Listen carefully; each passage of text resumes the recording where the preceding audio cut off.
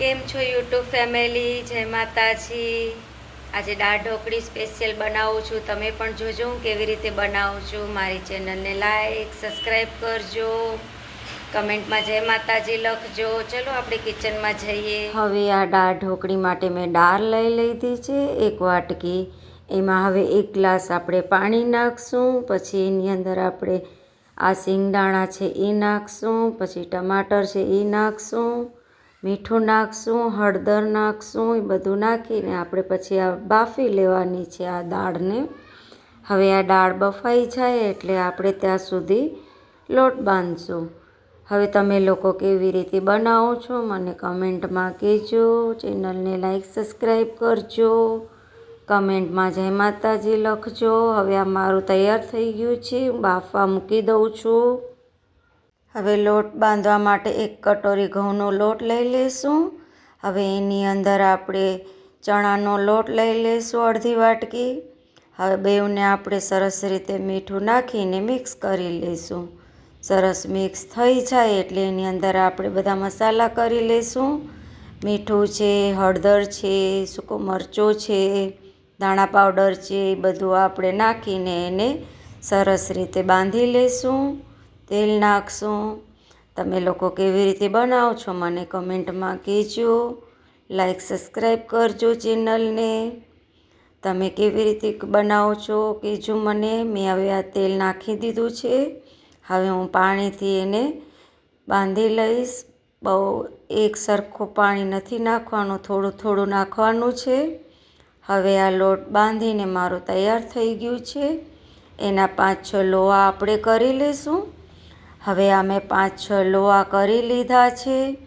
હવે એને હું પતલી પતલી રોટલી આપણે બનાવી લઈશું. જેમ આપણે રોટલી વણીએ છીએ એવી રીતે આપણે વણી લઈશું આ ચકલા ઉપર. તમે લોકો કેવી રીતે શેકીને બનાવો છો કે તમે કાચી બનાવો છો કહેજો મને કમેન્ટમાં. હું તો શેકીને બનાવું છું. હવે આ પતલી વણાઈ ગઈ છે આપણી રોટલી. હવે તવો ગરમ થઈ ગયો છે. હવે તવા ઉપર આપણે એને અધકચડી શેકી લઈશું. હવે આ અધકચડી શેકાઈ જાય એટલે આપણે એના નાના નાના ટુકડા કરી લઈશું. જો હવે સરસ આમ મસ્ત શેકાઈ ગઈ છે. બહુ નથી શેકવાની, 2 પડ શેકવાના છે, બહુ નથી શેકવાની, નહીં તો કડક થઈ જાય. અને આ થોડી કાચી પાકી હોય એ જરાક સરસ લાગે દાળ ઢોકળીમાં. તમે લોકો કેમ બનાવો છો મને કહેજો કમેન્ટમાં. હવે આ એક ડીશમાં આપણે એને લઈ લઈશું. હવે પછી ચકલા ઉપર રાખીને આપણે એને એના નાના નાના ટુકડા કરી લઈશું. સરસ રીતે જો મારી કેટલી સરસ શેકાઈ ગઈ છે. એવી રીતે તમે બી શેકીને બનાવજો. બહુ સરસ દાળ ઢોકળી બને અને ઝટપટ બની ગઈ. હવે આના ટુકડા મેં કરી લીધા છે.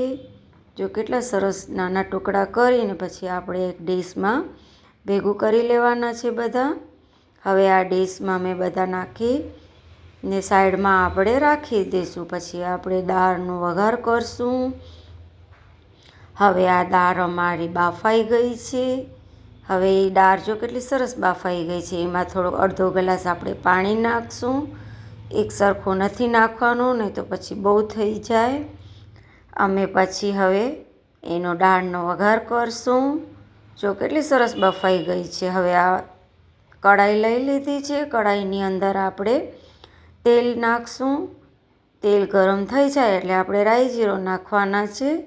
પછી એમાં લવંગ છે, તેજપત્તા છે, હિંગ છે, એ બધું આપણે દાળમાં નાખી દઈશું. વઘાર બહુ સરસ થઈ જાય. અને આ બધું આપણે નાખીને પછી આપણે ગ્રીન મરચાં 2 છે એ નાખી દેવાના છે એની અંદર. બહુ તીખી ન જોવે દાળ એટલે અમે ઓછી નાખીએ છીએ, 2 જ લીધા. હવે આપણે જે બાફેલી દાળ હતી એ આપણે એમાં નાખી દઈશું. સરસ રીતે ઉકળી જાય એટલે એમાં આપણે મીઠું, પછી હળદર, ધાણા પાવડર, સૂકો મરચો, એ બધું આપણે એમાં નાખી દઈશું. સરસ ઉકળી જાય એટલે એની અંદર આપણે જે ઢોકળી હતી એમાં આપણે નાખી દઈશું. સરસ જો કેવી રીતે ઉકળે છે એવી રીતે સરસ તમે પણ ઉકાળી નાખજો. લાઈક સબસ્ક્રાઈબ કરજો ચેનલને.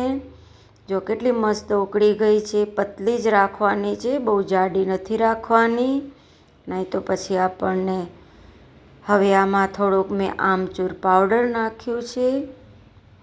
આ આમચૂર પાવડર થોડુંક ખટાશ માટે નાખ્યું, લીંબુ નથી નાખતી હું.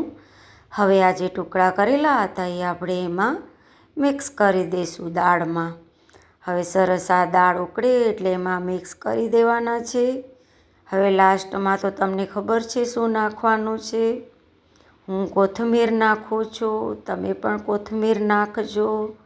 મેં પહેલાં પણ કીધું હતું કોથમીર બહુ સરસ કહેવાય. હવે હું ડીશમાં નાખીને આપણે હવે જમશું. હવે એની ઉપર આપણે કાંદા નાખશું અને પછી યમ્મી સરસ તૈયાર થઈ ગઈ. જો અમારી દાળ ઢોકળી.